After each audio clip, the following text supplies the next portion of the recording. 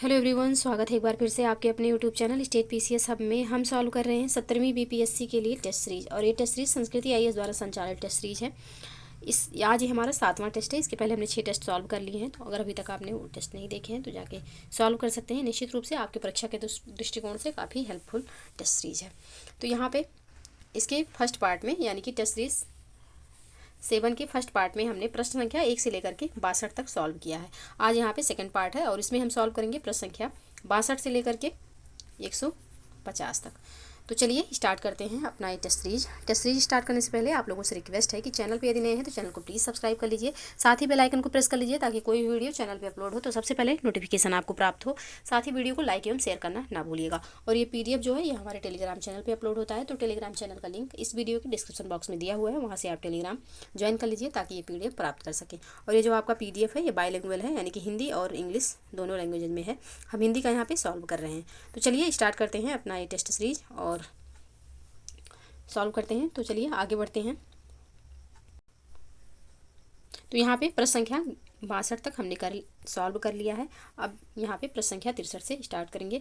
तो यहाँ पे साइंस के प्रश्न हैं, और बिहार में साइंस जो है साइंस के काफ़ी ज़्यादा प्रश्न पूछे जाते हैं, तो साइंस को थोड़ा अच्छे से तैयार करिएगा। चलिए आगे बढ़ते हैं और सॉल्व करते हैं अपना प्रश्न। तो जंतु विज्ञान की निम्नलिखित में से किस शाखा के अंतर्गत कीट पतंगों का अध्ययन किया जाता है? साइटोलॉजी, एरकनोलॉजी, कैरियोलॉजी या फिर एंटमोलॉजी? तो इसका जो सही आंसर हो जाएगा यह हो जाएगा ऑप्शन डी, एंटमोलॉजी। और साथ ही साइटोलॉजी के अंतर्गत क्या इसका अध्ययन होता है? तो इसके अंतर्गत कोशिकाओं का अध्ययन किया जाता है। और एरेकनोलॉजी के अंतर्गत एरेकनोलॉजी के अंतर्गत मकड़ियों का अध्ययन होता है। कैरियोलॉजी के अंतर्गत कैरियोलॉजी के अंदर जो है केंद्रक का अध्ययन किया जाता है कैरियोलॉजी के तहत, और कीट पतंगों का अध्ययन किया जाता है एंटमोलॉजी के तहत। तो ऑप्शन डी यहाँ पे सही आंसर हो जाएगा। नेक्स्ट प्रश्न है, निम्नलिखित में से किस विटामिन की कमी से रक्ताल्पता नामक रोग होता है? B2, vitamin B6, vitamin B9 या फिर विटामिन B12? तो यहाँ पे इसका जो सही आंसर हो जाएगा आपका यह हो जाएगा ऑप्शन डी, विटामिन B12 के कारण जो है रक्ताल्पता गंभीर रूप से एनीमिया जिसको बोलते हैं रक्ताल्पता। तो ऑप्शन डी यहाँ पे सही आंसर हो जाएगा।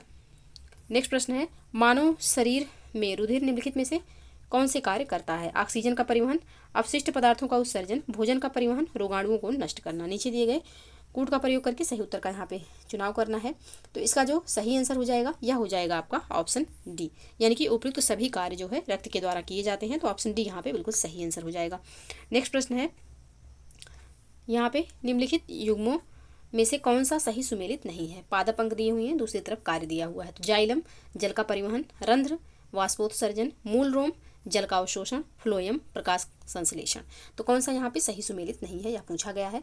तो इसका जो सही आंसर हो जाएगा ऑप्शन डी, जो यहाँ पे फ्लोएम दिया हुआ है प्रकाश संश्लेषण, यह यहाँ पे सही सुमेलित नहीं है। तो ऑप्शन डी इसका सही आंसर हो जाएगा। नेक्स्ट प्रश्न है आपका, तो ऑप्शन डी यहाँ पे सही आंसर। नेक्स्ट प्रश्न है प्रश्न संख्या 67, निम्नलिखित कथनों पर विचार कीजिए। पहला कथन है, अंडाशय से विकसित फल को आभासी फल कहा जाता है। दूसरा कथन है, अनिषेक जनित फल बीज रहित होते हैं। अब यहाँ पे उपयुक्त कथनों में से कौन सा कथन सही है? तो केवल दूसरा कथन यहाँ पे सही है, ऑप्शन बी सही हो जाएगा। पहला कथन यहाँ पे सही नहीं है, पहला गलत हो जाएगा, दूसरा कथन सही है। नेक्स्ट प्रश्न है, पारिस्थितिक तंत्र के कार्यों के संदर्भ में निम्नलिखित कथनों पर विचार कीजिए। पहला कथन है, यह अपना संतुलन बनाए रखने में सक्षम है। दूसरा है, तंत्र की कार्यात्मक विशेषताओं व घटकों में पारस्परिक संबंध है। तीसरा कथन है, हेटेरोट्रॉप्स इस तंत्र में पोषक तत्वों के पुनर्चक्रण में महत्वपूर्ण भूमिका निभाते हैं। उपयुक्त कथनों में से कौन सा कथन सही है यहाँ? तो इसका जो सही आंसर हो जाएगा यह हो जाएगा पहला एवं दूसरा कथन यहाँ पे सही हो जाएगा, तीसरा कथन यहाँ पे सही नहीं है। तो ऑप्शन बी इसका सही आंसर होगा। नेक्स्ट प्रश्न है, संक्रमित क्षेत्र यानी कि यूकोटोन के संदर्भ में निम्नलिखित कथनों पर विचार कीजिए। पहला कथन है, यह 2 या अधिक पारिस्थितिक तंत्रों के बीच जंक्शन का कार्य करता है। दूसरा कथन है, पूर्ण विकसित संक्रमित क्षेत्र में निकटवर्ती समुदायों के समान जीव होते हैं। तीसरा कथन है, ये क्षेत्र बहुसंकीर्ण या काफ़ी चौड़े हो सकते हैं। चौथा कथन है, मैंग्रोव वन स्थलीय और रेगिस्तानी पारिस्थितिक तंत्र के मध्य एक इकोटोन का उदाहरण है। तो इसका जो है सही आंसर कौन सा होगा? तो इसका जो सही कथन हो जाएगा यहाँ पे पहला एवं तीसरा कथन इकोटोन यानी कि संक्रामिका के बारे में सही दिया हुआ है। तो ऑप्शन बी यहाँ पे सही आंसर हो जाएगा। नेक्स्ट प्रश्न है, निम्नलिखित में से किस जलीय पारिस्थितिक तंत्र का प्राथमिक उत्पादक माना जाता है? निम्नलिखित में से किसी जलीय पारिस्थितिक तंत्र का प्राथमिक उत्पादक माना जाता है? तो इसका जो सही आंसर हो जाएगा यह हो जाएगा आपका ऑप्शन ए, यानी कि शैवाल को। ऑप्शन ए यहाँ पे सही आंसर हो जाएगा। नेक्स्ट प्रश्न है यहाँ पे साइंस मैथ से संबंधित। तो यहाँ पे प्रश्न संख्या 71 का जो सही आंसर हो जाएगा यह हो जाएगा आपका ऑप्शन सी 85। जो यहाँ पे मैथ के प्रश्न है इनका हम आंसर बताते हुए आप लोगों को चलेंगे। प्रश्न संख्या 72 का यहाँ पे जो सही आंसर हो जाएगा यह हो जाएगा आपका ऑप्शन डी। नेक्स्ट प्रश्न है प्रश्न संख्या 73 और इसका जो सही आंसर होगा यह हो जाएगा आपका ऑप्शन डी। ऑप्शन डी यहाँ पे भी सही आंसर होगा। नेक्स्ट प्रश्न है प्रश्न संख्या 74 और इसका जो सही आंसर होगा यह हो जाएगा आपका ऑप्शन सी। नेक्स्ट प्रश्न है प्रश्न संख्या 75 और इसका जो सही आंसर होगा यह हो जाएगा ऑप्शन ए, यानी कि 24 दिन में पूरा करेंगे। ऑप्शन ए यहाँ पे सही आंसर होगा। नेक्स्ट प्रश्न है प्रश्न संख्या 76 का सही आंसर। तो प्रश्न संख्या 76 का यहाँ पे कितने परसेंट का लाभ होगा? तो यहाँ पे हो जाएगा 4% का लाभ। ऑप्शन ए सही आंसर हो जाएगा। नेक्स्ट प्रश्न है प्रश्न संख्या 77 और इसका जो सही आंसर हो जाएगा यह हो जाएगा 45। ऑप्शन बी यहाँ पे सही आंसर होगा। नेक्स्ट प्रश्न है प्रश्न संख्या 78 और इसका जो सही आंसर होगा यह हो जाएगा आपका ऑप्शन सी। नेक्स्ट प्रश्न है प्रश्न संख्या 79 और इसका जो सही आंसर होगा यह हो जाएगा आपका ऑप्शन ए। लुप्त संख्या यहाँ पे 128 होगा। ऑप्शन ए यहाँ पे सही आंसर हो जाएगा। नेक्स्ट प्रश्न है प्रश्न संख्या 80 और इसका जो सही आंसर होगा यह हो जाएगा आपका ऑप्शन ई, यानी कि ये x के स्थान पर 25 आएगा। तो ऑप्शन ए यहाँ पे सही आंसर होगा। नेक्स्ट प्रश्न है राष्ट्रीय औषधि शिक्षा एवं अनुसंधान संस्थान बिहार के निम्नलिखित में से किस जिले में स्थित है? राष्ट्रीय औषधि शिक्षा एवं अनुसंधान संस्थान तो ये स्थित है हाजीपुर में। ऑप्शन सी यहाँ पे सही आंसर हो जाएगा। नेक्स्ट प्रश्न है निम्नलिखित युग्मों में से कौन सा सही सुमेलित नहीं है? एक तरफ अभिलेख है, दूसरी तरफ संबंधित शासक दिया हुआ है। तो भभुआ अभिलेख जो है शेरशाह बिल्कुल सही है।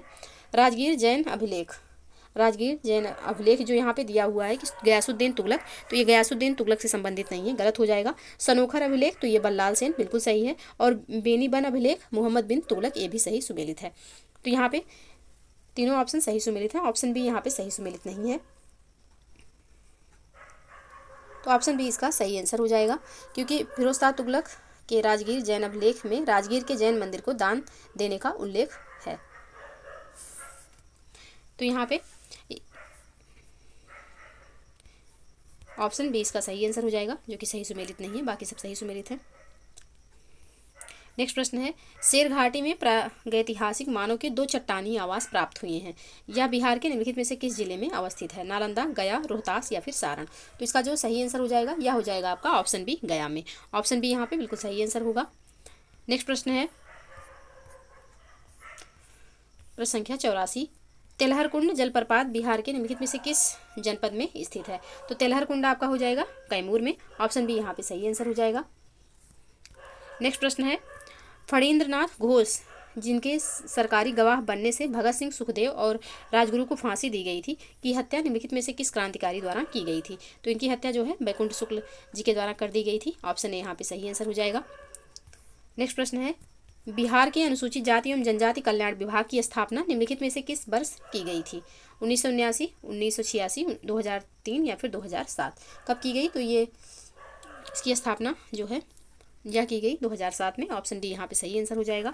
नेक्स्ट प्रश्न है उरांव जनजाति बिहार के निम्नलिखित में से किस जिले में निवास करती है? रोहतास, दरभंगा, पूर्णिया या फिर पटना? तो उरांव जनजाति जो है बिहार के किस जिले में निवास करती है? तो यह निवास करती है रोहतास और दरभंगा में। तो ऑप्शन बी यहाँ पे सही आंसर हो जाएगा। नेक्स्ट प्रश्न है वर्ष 2011 की जनगणना के अनुसार बिहार में दिव्यांग व्यक्तियों की संख्या बिहार की कुल जनसंख्या का कितना % है? तो यहाँ पे कुल जनसंख्या क्या है? 2.27% हो जाएगा। ऑप्शन ए यहाँ पे सही आंसर होगा। नेक्स्ट प्रश्न है वर्ष 2011 की जनगणना के अनुसार निम्नलिखित में से कौन सा न्यूनतम नगरीय जनसंख्या के अनुसार बिहार के जिलों का सही आरोही क्रम है? यानी कि सबसे कम से सबसे ज़्यादा ऑप्शन के अकॉर्डिंग कौन होगा यहाँ पे? तो इसका जो सही आंसर हो जाएगा क्या हो जाएगा आपका ऑप्शन ए अरवल, कैमूर, खगड़िया और मधेपुरा। तो ऑप्शन ए यहाँ पे सही आंसर हो जाएगा। नेक्स्ट प्रश्न है वर्ष 2011 की जनगणना के अनुसार जनघनत्व की दृष्टि से बिहार सभी राज्यों, केंद्र शासित प्रदेशों सहित में किस स्थान पर है जनसंख्या घनत्व के अकॉर्डिंग? तो यहाँ पे इसका जो सही आंसर हो जाएगा यह हो जाएगा 6वें स्थान पर। ऑप्शन बी यहाँ पे सही आंसर होगा। वर्ष 2011 की जनगणना के अनुसार बिहार का जनसंख्या घनत्व जो है वह 1106 है, जो भारत की जनघनत्व यानी कि भारत का 382 है और 382 से 724 अधिक है। तो यहाँ पे 6वां स्थान है इसका जनघनत्व की दृष्टि से। तो ऑप्शन बी यहाँ पे सही आंसर हो जाएगा। नेक्स्ट प्रश्न है हाल ही में ग्रामीण चिकित्सक आंदोलन को रेमन मैग्सेसे पुरस्कार 2024 से सम्मानित किया गया। यह निम्नलिखित में से किस देश से संबंधित है? इंडोनेशिया, वियतनाम, थाईलैंड या फिर लाओस? तो इसका जो सही आंसर होगा यह हो जाएगा ऑप्शन सी, थाईलैंड से। ऑप्शन सी यहाँ पे बिल्कुल सही आंसर होगा। नेक्स्ट प्रश्न है, हाल ही में आयोजित किए गए द्विपक्षीय नौसेना अभ्यास वरुण के संदर्भ में निम्नलिखित कथनों पर विचार कीजिए। पहला कथन है, इसका आयोजन भारत और फ्रांस के मध्य विशाखापत्तनम में किया गया। दूसरा कथन है, इसमें भारत की ओर से INS तबर ने प्रतिभाग किया। तो यहाँ पे इसका जो सही आंसर हो जाएगा यह हो जाएगा आपका ऑप्शन बी। केवल दूसरा कथन यहाँ पे सही है, पहला सही नहीं है, तो ऑप्शन बी यहाँ पे सही आंसर हो जाएगा। भारत और फ्रांस के बीच द्विपक्षीय समुद्री सैन्य अभ्यास वरुण का 22वां संस्करण 4 सितंबर 2024 को समाप्त हुआ। फ्रांसीसी नौसेना ने भूमध्य सागर में इस युद्धाभ्यास की मेजबानी की। तो यहाँ पे विशाखापत्तनम में दिया हुआ है तो गलत है, फ्रांस में ही किया गया ये भूमध्य सागर में। तो सिर्फ दूसरा कथन सही है, पहला गलत हो जाएगा, तो ऑप्शन बी यहाँ पे सही आंसर होगा। नेक्स्ट प्रश्न है, हाल ही में अरब सागर में आने वाले चक्रवात असना का नामकरण निम्नलिखित में से किस देश के द्वारा किया गया? तो असना का नामकरण किया गया पाकिस्तान के द्वारा। ऑप्शन ए यहाँ पे सही आंसर हो जाएगा। नेक्स्ट प्रश्न है, विश्व प्रेस स्वतंत्रता सूचकांक 2024 के संदर्भ में निम्नलिखित कथनों पर विचार कीजिए। यह सूचकांक रिपोर्ट विदाउट बॉर्डर्स द्वारा जारी किया गया। इसमें भारत को 159वां स्थान पर रखा गया। तो यहाँ पे कौन सा इसका सही आंसर हो जाएगा? तो दोनों कथन बिल्कुल सही हैं और यहाँ पे ऑप्शन सी इसका सही आंसर हो जाएगा। नेक्स्ट प्रश्न है, हाल ही में भारतीय वायुसेना द्वारा चलाया गया ऑपरेशन बॉम्बी बकेट निम्नलिखित में से किस राज्य से संबंधित है? तो अभी हाल ही में उत्तराखंड में जो आग लगी थी उसको बुझाने के लिए ऑपरेशन बॉम्बी बकेट चलाया गया था। तो ऑप्शन डी यहाँ पे सही आंसर हो जाएगा। नेक्स्ट प्रश्न है, हाल ही में संघाई सहयोग संगठन शिखर सम्मेलन 2025 का आयोजन निम्नलिखित में से किस देश में किए जाने का निर्णय लिया गया? तो इसका जो निर्णय लिया गया है किस देश में किए जाने का, तो ये निर्णय है चीन में किए जाने का। ऑप्शन सी यहाँ पे सही आंसर हो जाएगा। 2025 में ये चीन में किया जाएगा। ऑप्शन सी यहाँ पे सही आंसर होगा। नेक्स्ट प्रश्न है, हाल ही में संयुक्त राष्ट्र द्वारा 2025 को निम्नलिखित में से किस अंतर्राष्ट्रीय वर्ष के रूप में माने जाने का निर्णय लिया गया है? तो यह लिया गया है क्वांटम विज्ञान और प्रौद्योगिकी के रूप में। ऑप्शन सी यहाँ पे सही आंसर हो जाएगा। 2024 को तो कैमलिड ईयर यानी कि ऊँटों का वर्ष घोषित किया गया है और 2025 तो क्वांटम विज्ञान और प्रौद्योगिकी का वर्ष घोषित किया गया। ऑप्शन सी बिल्कुल सही आंसर होगा। नेक्स्ट प्रश्न है, हाल ही में यूरो कप 2024 का खिताब स्पेन ने निम्नलिखित में से किस देश को हराकर जीता? जर्मनी, बेल्जियम, पुर्तगाल या फिर इंग्लैंड? तो इसका जो सही आंसर हो जाएगा यह हो जाएगा आपका ऑप्शन डी, इंग्लैंड को। ऑप्शन डी यहाँ पे सही आंसर होगा। नेक्स्ट प्रश्न है, हाल ही में चर्चा में रही पुस्तक इजराइल वार डायरी का लेखन निम्नलिखित में से किसके द्वारा किया गया? सलमान रुश्दी, विशाल पांडे, सैम पित्रोदा या फिर SD मुनी? तो इसका जो सही आंसर हो जाएगा आपका यह हो जाएगा ऑप्शन बी, विशाल पांडे के द्वारा। ऑप्शन बी यहाँ पे सही आंसर होगा। नेक्स्ट प्रश्न है, सूची 1 को सूची 2 से सुमेलित करना है। एक तरफ तिथि है और दूसरी तरफ कौन सा दिवस मनाया जाता है यह दिया हुआ है। तो 8 सितंबर को मनाया जाता है आपका अंतर्राष्ट्रीय साक्षरता दिवस। 10 सितंबर को आपका मनाया जाता है विश्व आत्महत्या निवारण दिवस। 16 अक्टूबर को तो खाद्य दिवस हो जाएगा, विश्व खाद्य दिवस 16 अक्टूबर को। और 24 अक्टूबर को तो विश्व पोलियो दिवस मनाया जाता है। तो इसका जो सही कूट होगा यह हो जाएगा 2134। 2134 ऑप्शन बी में है, तो ऑप्शन बी इसका सही आंसर हो जाएगा। नेक्स्ट प्रश्न है, बरेल पहाड़ी निम्नलिखित में से किस राज्य की सीमा निर्धारित करती है? तो बरेल पहाड़ी जो है यह निर्धारित करती है नागालैंड एवं मणिपुर की सीमा। तो ऑप्शन डी यहाँ पे सही आंसर हो जाएगा। तो पूर्वोत्तर की पहाड़ियाँ हिमालय पर्वत का ही भाग हैं। इनका विस्तार मुख्यतः मेघालय, असम, नागालैंड, मणिपुर एवं मिजोरम राज्यों में देखने को मिलता है। इनको पूर्वांचल की पहाड़ियाँ भी कहा जाता है। बरेल पहाड़ी का विस्तार असम, नागालैंड तथा मणिपुर राज्यों में है। यह पहाड़ी नागालैंड को मणिपुर से अलग करती है। इसके ऊपरी ढाल से गिरने वाला जल ब्रह्मपुत्र नदी में मिल जाता है तथा दक्षिणी ढाल से गिरने वाला जल बराक नदी में मिल जाता है। तो ऑप्शन डी यहाँ पे सही आंसर हो जाएगा। नेक्स्ट प्रश्न है, धारवाड़ क्रम की चट्टानों के संदर्भ में निम्नलिखित कथनों पर विचार कीजिए। पहला कथन है, इसमें जीवाश्म अनुपस्थित होते हैं। दूसरा कथन है, इसमें धात्विक खनिजों का अभाव होता है। तीसरा कथन है, इसका निर्माण आर्कियन क्रम की चट्टानों के अपरदन से हुआ है। तो कौन सा यहाँ पे अब सही है? नीचे कूट के प्रयोग से यहाँ पे उत्तर देना है। तो इसका जो सही आंसर है, या पहला एवं तीसरा कथन यहाँ पे सही है, दूसरा यहाँ पे सही नहीं है क्योंकि इसमें धात्विक खनिज जो है पाए जाते हैं, इनका अभाव नहीं होता है। तो ऑप्शन सी यहाँ पे सही आंसर हो जाएगा। नेक्स्ट प्रश्न है, लेटराइट मृदा के संदर्भ में निम्नलिखित कथनों में से कौन सा सही है? तो लैटराइट के संबंध में यहाँ पे जो ऑप्शन बी में दिया हुआ है कि यह उच्च तापमान एवं अत्यधिक वर्षा के क्षेत्र में विकसित होती है, तो बिल्कुल सही है, ऑप्शन बी यहाँ पे सही आंसर हो जाएगा। लैटराइट मृदा जो है उच्च तापमान और भारी वर्षा के क्षेत्रों में विकसित होती है। ये मृदा उष्णकटिबंधीय वर्षा के कारण हुए तीव्र निक्षालन का परिणाम है। वर्षा के साथ चूना और सिलिका निक्षालित हो जाते हैं तथा लोहे के ऑक्साइड और एल्यूमिनियम के यौगिक से भरपूर मृदा शेष रह जाती है। तो ऑप्शन बी यहाँ पे बिल्कुल सही आंसर हो जाएगा। नेक्स्ट प्रश्न है, भारत के निम्नलिखित में से किस राज्य में ग्रेफाइट का भंडार सर्वाधिक है? तो भारत के किस राज्य में ग्रेफाइट का भंडार सर्वाधिक है? तो ये अरुणाचल प्रदेश में है, ऑप्शन डी यहाँ पे सही आंसर हो जाएगा। भारतीय भूवैज्ञानिक सर्वेक्षण के अनुसार भारत के कुल ग्रेफाइट भंडार का लगभग 35% जो है अरुणाचल प्रदेश में पाया जाता है।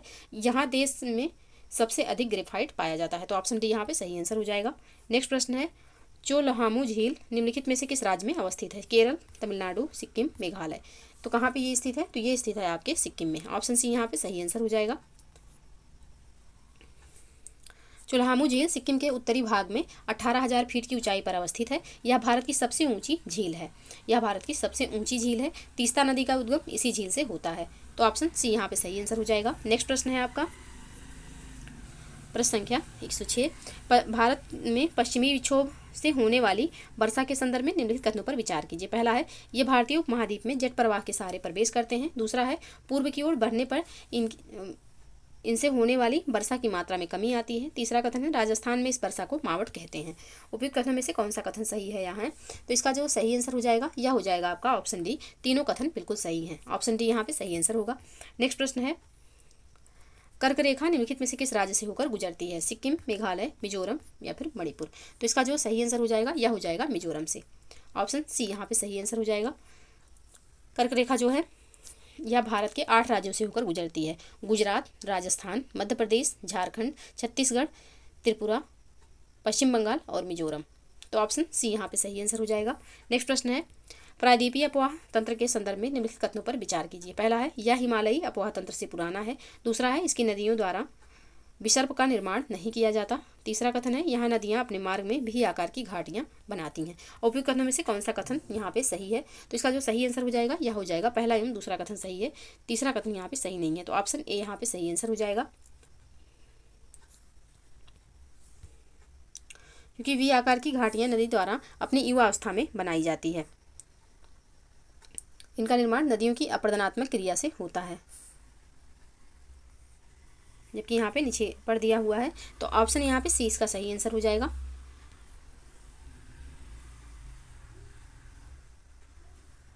सॉरी, सी नहीं होगा, ऑप्शन ए यहाँ पे सही आंसर हो जाएगा। तीसरा यहाँ पे गलत है, सिर्फ पहला दूसरा सही है। नेक्स्ट प्रश्न है, निम्नलिखित भारत के निम्नलिखित द्वीपों को उनकी अवस्थिति के आधार पर उत्तर से दक्षिण के क्रम में व्यवस्थित कीजिए तथा नीचे दिए गए कोड का प्रयोग करके सही उत्तर चुनिए। तो यहाँ पे उत्तर से दक्षिण के क्रम में इनको सेट करना है।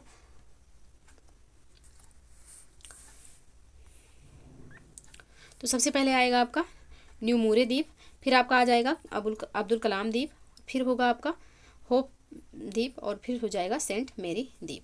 तो इसका जो सही कोड होगा यह हो जाएगा 2, 1, 3, 4, ऑप्शन बी में है, ऑप्शन बी यहाँ पे सही आंसर होगा। नेक्स्ट प्रश्न है, अस्वच्छांश के संदर्भ में निम्नलिखित कथनों में से कौन सा सही है? यहाँ है पहला है, यह व्यापारिक एवं पछुआ पवनों के मध्य स्थित गर्म शुष्क जलवायु के संकीर्ण क्षेत्र हैं। ये 40 से 45 डिग्री उत्तर एवं दक्षिण अक्षांशों के मध्य विस्तृत हैं। तीसरा कथन है, अफ्रीका में अवस्थित शुष्क कालाहारी क्षेत्र अस्वच्छांश का भाग है। नीचे दिए गए कोड का प्रयोग करके सही उत्तर का चयन करना है यहाँ पे। तो इसका जो सही आंसर हो जाएगा यहाँ पे पहला एवं तीसरा कथन बिल्कुल सही है, तो ऑप्शन ए इसका सही आंसर हो जाएगा। दूसरा कथन यहाँ पे सही नहीं है, क्योंकि अस्वच्छांश जो है यह 30 से 35 डिग्री के मध्य दोनों गोलार्धों में उपोष्ण उच्च वायुदाब की स्थिति है। इस प्रकार यह पेटी दो विपरीत धरातलीय पवनों के बीच विभाजन का कार्य करती है। तो यहाँ पे दूसरे कथन में 40 से 45 डिग्री दिया हुआ है, जो कि गलत है। ये 30 से 35 डिग्री के बीच पाया जाता है, तो ऑप्शन ए यहाँ पे सही आंसर हो जाएगा। नेक्स्ट प्रश्न है, निम्नलिखित में से कौन सी नदियाँ भूमध्य सागर में गिरती हैं? टाइबर, रोन, एब्रो, वेजर। इसमें से कौन सी नदियाँ जो हैं ये अरब सागर में गिरती हैं? तो यहाँ पे टाइबर, रोन और एब्रो ये तीनों नदियाँ जो हैं यह भूमध्य सागर में गिरती हैं। तो इसका जो सही आंसर हो जाएगा ऑप्शन सी हो जाएगा। बेजर जो है यह भूमध्य सागर में नहीं गिरती है। बेजन नदी उत्तर पश्चिमी जर्मनी से प्रवाहित होकर उत्तरी सागर में मिल जाती है। तो ऑप्शन सी यहाँ पे सही आंसर हो जाएगा। नेक्स्ट प्रश्न है कथन कारण से संबंधित। कथन है नदियों के मुहाने पर लवणता कम पाई जाती है। कारण क्या है कि मुहाने पर नदियों द्वारा निरंतर स्वच्छ जल की आपूर्ति होती है। तो यहाँ पे इसका जो सही आंसर होगा यह हो जाएगा ऑप्शन ए, यानी कि कथन कारण दोनों सही है और व्याख्या भी कर रहा है, तो ऑप्शन ए यहाँ पे सही आंसर होगा। नेक्स्ट प्रश्न है निम्नलिखित अफ्रीकी देशों की राजधानियों को उनकी अवस्थिति के आधार पर पश्चिम से पूर्व के क्रम में व्यवस्थित कीजिए तथा नीचे दिए गए कूट का प्रयोग करके सही उत्तर का चयन करिए। तो यहाँ पे बमाको जो है यह माली की राजधानी है, माली की राजधानी है। किंशासा जो है यह आपका लोकतांत्रिक यानी कि कांगो DRC की राजधानी है किंशासा। और अदिस अबाबा जो है यह राजधानी है इथियोपिया की राजधानी है अदिस अबाबा। कंपाला जो है यह युगांडा की राजधानी है, कंपाला। किंशासा जो है यह आपका कांगो DRC की राजधानी है, कांगो। तो यहाँ पे इनको पश्चिम से पूर्व की दिशा में लगाना है। तो इसका जो सही हो जाएगा सबसे पहले माली आएगा यानी कि बमाको, फिर आपका हो जाएगा किंशासा यानी कि कांगो DRC, फिर आपका हो जाएगा युगांडा और फिर हो जाएगा अदिस अबाबा, यानी कि 1 2 3 4 इसका सही कूट हो जाएगा। तो ऑप्शन ए में है, तो ऑप्शन ए यहाँ पे सही आंसर होगा। नेक्स्ट प्रश्न है काराबुरान नामक गर्म स्थानीय पवन निम्नलिखित में से किस क्षेत्र में प्रवाहित होती है। तो काराबुरान जो चलती है यह चलती है मध्य एशिया में। ऑप्शन सी यहाँ पे सही आंसर हो जाएगा। काराबुरान नामक गर्म स्थानीय पवन यानी कि गर्म पवन है, गर्म स्थानीय पवन मध्य एशिया के तारिम बेसिन में प्रवाहित होने वाली गर्म तथा शुष्क पवन है। यह पवन धूल से भरी होती है। मध्य एशिया के लाओस मैदान का निर्माण इसी पवन के कारण हुआ है। तो ऑप्शन सी यहाँ पे सही आंसर हो जाएगा। नेक्स्ट प्रश्न है निम्नलिखित में से कौन सा कथन तरंगों एवं धाराओं के मध्य अंतर स्पष्ट करता है। तो तरंगों एवं धाराओं के मध्य जो स्पष्ट करता है कथन वह है कि तरंगों का वेग वायु के प्रचालन पर निर्भर करता है, जबकि धाराएं स्थानीय पवनों के प्रभाव से गमन करती हैं। तो ऑप्शन सी यहाँ पे बिल्कुल सही आंसर हो जाएगा। नेक्स्ट प्रश्न है मिस्र निम्नलिखित में से किन देशों के साथ सीमाएं साझा करता है। लीबिया, दक्षिण सूडान, इजराइल, सूडान या फिर इराक, किसके किसके साथ सीमा साझा करता है मिस्र। तो मिस्र जो है यह सबसे पहले तो इराक के साथ सीमा साझा नहीं करता। तो यहाँ पे 5 जिस भी ऑप्शन में हो उसको एलिमिनेट करेंगे। इराक के साथ सीमा साझा नहीं करता, साथ ही ये जो है आपके दक्षिणी सूडान के साथ भी सीमा साझा नहीं करता है। तो ये सीमा साझा करता है लीबिया के साथ, इजराइल के साथ और सूडान के साथ। तो इसका जो सही कूट हो जाएगा यह हो जाएगा आपका 1 3 और 4 ऑप्शन सी में है। ऑप्शन सी यहाँ पे सही आंसर हो जाएगा। नेक्स्ट प्रश्न है निम्नलिखित में से कौन सा अरब सागर की अपेक्षा बंगाल की खाड़ी में चक्रवातों की बारंबारता अधिक होने का प्रमुख कारण है। तो बंगाल की खाड़ी में चक्रवातों की बारंबारता अधिक होने का कारण है खाड़ी में ज्वारीय तरंगों की अधिक उत्पत्ति। ऑप्शन डी यहाँ पे सही आंसर हो, सॉरी यहाँ पे कारण नहीं पूछा गया, कौन सा कारण नहीं है। तो यहाँ पे खाड़ी में ज्वारीय तरंगों की अधिक उत्पत्ति जो है या इसका कारण नहीं है। तो ऑप्शन डी यहाँ पे सही आंसर हो जाएगा। बाकी खाड़ी की तटरेखा का जटिल होना ये जो है बंगाल की खाड़ी में चक्रवातों की बारंबारता के लिए जिम्मेदार है। बंगाल खाड़ी में जल का तुलनात्मक रूप से उथला होना ये भी यहाँ पे जिम्मेदार है। और खाड़ी में अधिक संख्या में नदी अपवाह होना ये भी यहाँ पे जिम्मेदार है। तो तीनों कथन जो हैं कारण जो है ये चक्रवात की बारंबारता के लिए जिम्मेदार है। ऑप्शन डी यहाँ पे नहीं है, तो ऑप्शन डी इसका सही आंसर हो जाएगा। नेक्स्ट प्रश्न है निम्नलिखित युग्मों पर विचार कीजिए। जल विद्युत परियोजना राज्य केंद्र शासित प्रदेश सलाल जम्मू कश्मीर, कोडेयार कर्नाटक, पोचमपाद आंध्र प्रदेश, मैट्टूर केरल। तो यहाँ पे कौन सही सुमेलित हैं, कौन कौन से यहाँ पे सही सुमेलित हैं। तो इसका जो सही आंसर हो जाएगा यह हो जाएगा आपका सलाल जम्मू कश्मीर और पोचमपाद आंध्र प्रदेश, ये दोनों यहाँ पे सही सुमेलित हैं। तो ऑप्शन ए यहाँ पे सही आंसर हो जाएगा। बाकी कोडेयार जो है आपका ये कर्नाटक में नहीं है और मैट्टूर जो है यह केरल में नहीं। तो मैट्टूर, पेरियार व कोडेयार यानी कि ये दोनों बांध जो हैं ये तमिलनाडु में स्थित हैं। तो यहाँ पे पहला एवं तीसरा इसका सही सुमेलित है। तो ऑप्शन ए यहाँ पे सही आंसर हो जाएगा। नेक्स्ट प्रश्न है निम्नलिखित पर विचार कीजिए। पहला कथन है नदियों का दक्षिण पश्चिम मानसून पर निर्भर होना। दूसरा है गाद एवं अपरदी पदार्थों का प्रवाह विपरीत तरंगों के अनुकूल होना। उपयुक्त में से कौन सा पश्चिमी तट पर डेल्टा के अभाव का कारण है। तो डेल्टा के अभाव का कारण जो है यह यहाँ पे हो जाएगा दोनों कथन। ऑप्शन सी यहाँ पे सही आंसर हो जाएगा, यानी कि 1 एवं 2 दोनों कथन यहाँ पे सही है। नेक्स्ट प्रश्न है भारतीय मानसून के संदर्भ में निम्नलिखित कथनों पर विचार कीजिए। पहला है भारत में अधिकांश वर्षा मानसून की बंगाल की खाड़ी शाखा से होती है। दूसरा है छोटा नागपुर पठार मानसून की अरब शाखा और बंगाल की खाड़ी शाखा का मिलन स्थान है। अब उपयुक्त में से कौन सा कथन सही है यहाँ? तो इसका जो सही आंसर हो जाएगा यह हो जाएगा ऑप्शन बी। केवल दूसरा कथन यहाँ पे सही है, पहला सही नहीं है, तो ऑप्शन बी यहाँ पे सही आंसर हो जाएगा। नेक्स्ट प्रश्न है निम्नलिखित युग्मों में से कौन सा सही सुमेलित है? एक तरफ बेरोजगारी है, दूसरी तरफ कारण दिया हुआ है, चक्रीय, आर्थिक उतार चढ़ाव, घर्षणात्मक, रोजगार छोड़ने और प्राप्त करने के मध्य अंतराल, संरचनात्मक, कौशल असमानता, शास्त्रीय, उच्च वेतनमान। तो यहाँ पे कौन सा जो है सही सुमेलित है, कौन कौन से सही सुमेलित हैं? तो इसका जो सही आंसर हो जाएगा आपका यह हो जाएगा ऑप्शन डी। उपयुक्त चारों जो है यह बिल्कुल सही सुमेलित है, तो ऑप्शन डी यहाँ पे सही आंसर हो जाएगा। नेक्स्ट प्रश्न है रिजर्व बैंक द्वारा प्रयोग किए जाने वाले मौद्रिक उपकरणों में से कौन सा परिमाणात्मक उपकरणों में शामिल है? नगद कोष, बैंक दर, नैतिक दबाव, खुले बाजार की संक्रियाएं।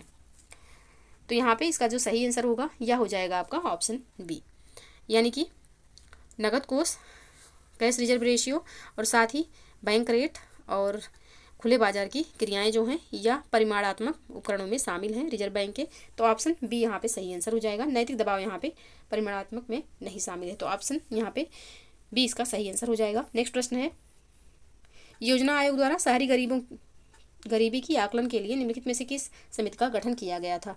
तो यहाँ पे गठन किया गया था हाशिम समिति का, ऑप्शन डी यहाँ पे सही आंसर हो जाएगा। नेक्स्ट प्रश्न है जमा बीमा और ऋण गारंटी निगम भारत में निम्नलिखित में से किन बैंकों को जमा का बीमा करता है?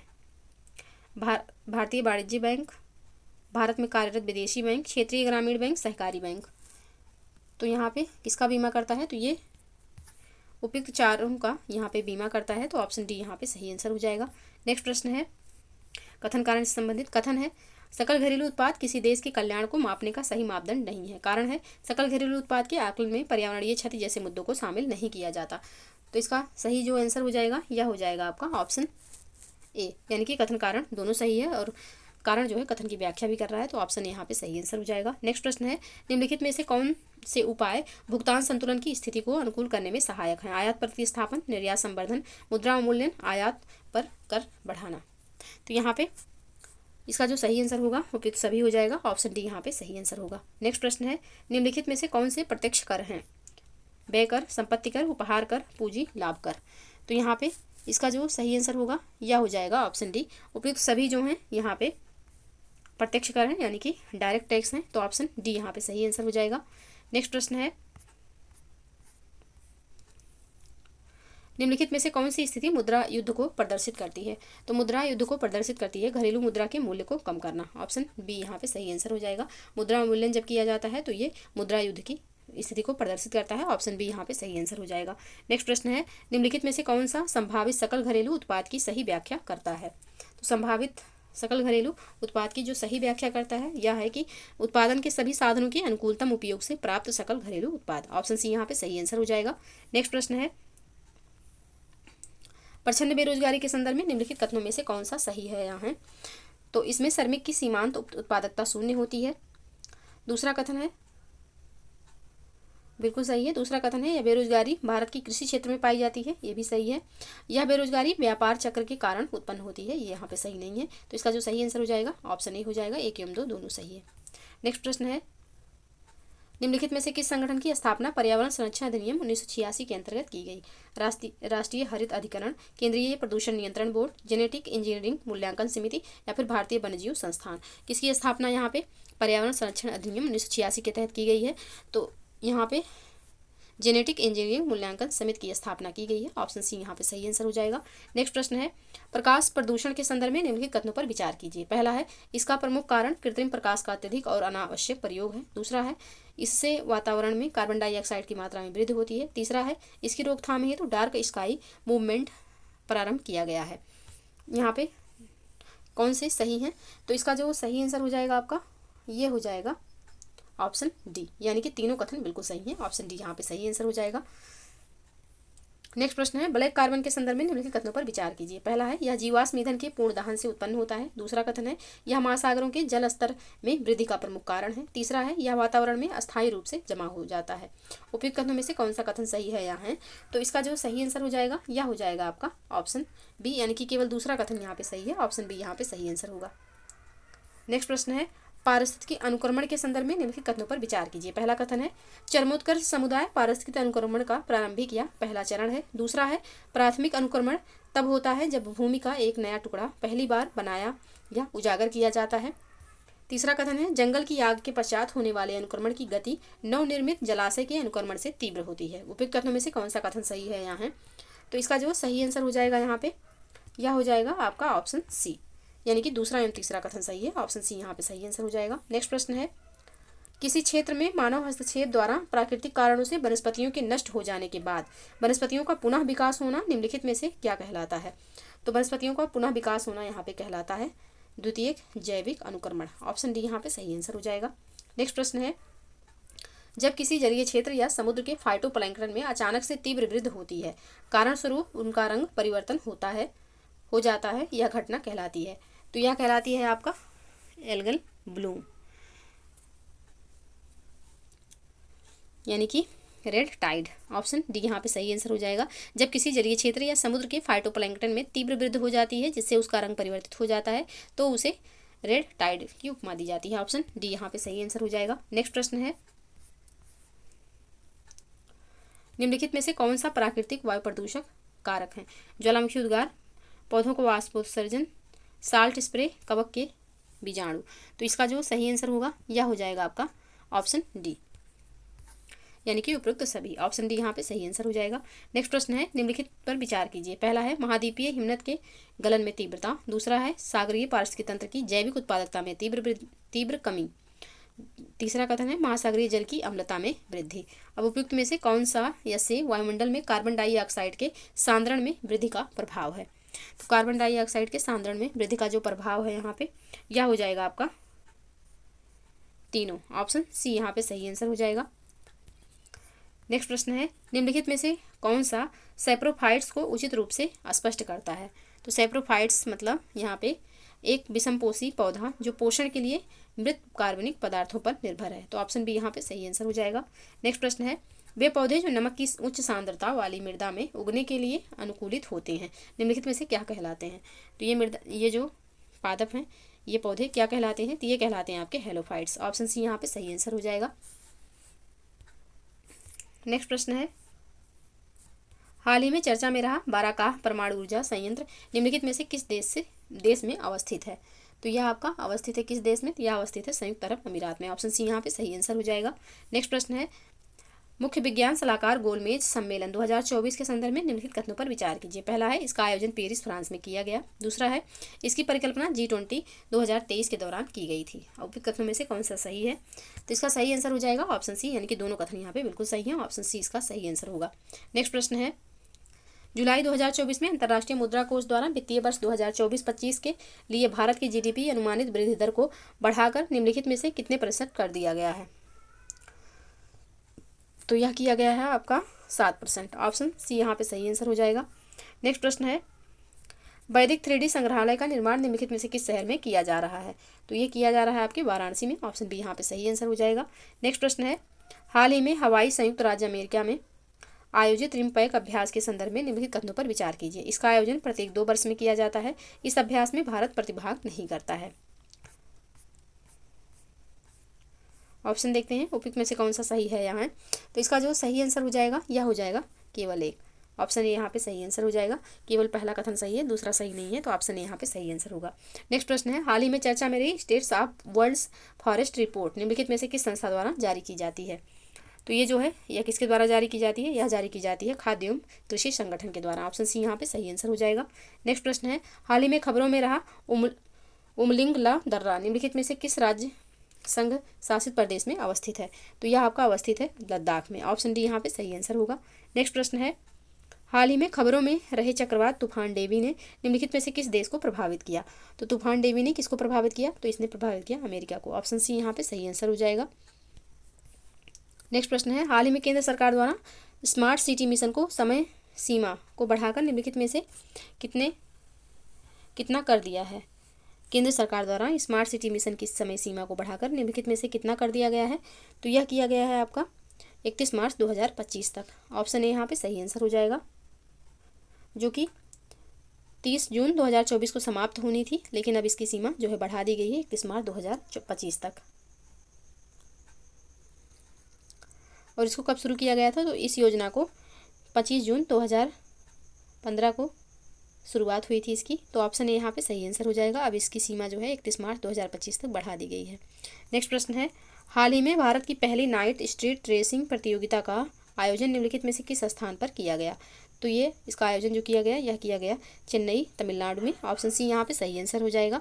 तो ये रहे 150 प्रश्न जिनको हमने सॉल्व किया। आई होप कि आप लोगों को वीडियो पसंद आई हो। वीडियो पसंद आए तो प्लीज़ लाइक एवं शेयर जरूर करिएगा। चैनल पे यदि नए हैं तो चैनल को प्लीज़ सब्सक्राइब करिएगा। साथ ही बेल आइकन को प्रेस कर लीजिए ताकि कोई भी वीडियो चैनल पे अपलोड हो तो सबसे पहले नोटिफिकेशन आपको प्राप्त हो। तो आज के लिए बस इतना ही, मिलते हैं नेक्स्ट वीडियो में। तब तक के लिए पढ़ते रहिए, स्वस्थ रहिए। जय हिंद, जय भारत।